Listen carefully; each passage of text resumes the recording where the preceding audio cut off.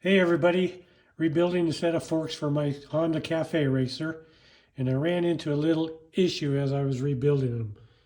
And you can see right there, I'm going to tell you what this is all about. So I went to remove the circlip that holds the fork seal in, and as you can see, there's no eyelets on it.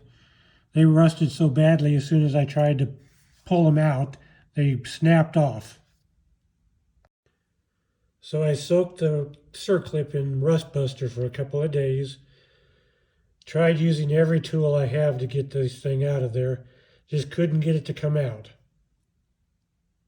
So I heard of this from another YouTuber, but he didn't have much luck doing it. So I decided to give it a try.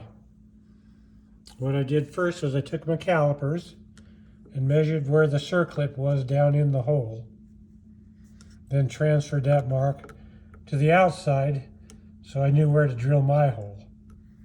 Now I drilled this hole on the inside of the forks so you really can't see it once the fender's on there.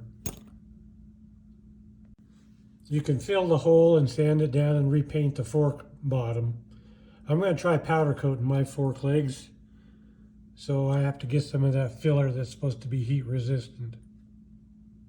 Anyway, what I did was I drilled a pilot hole first and then enlarged it to a 3/16 hole, making sure I got it in the right spot.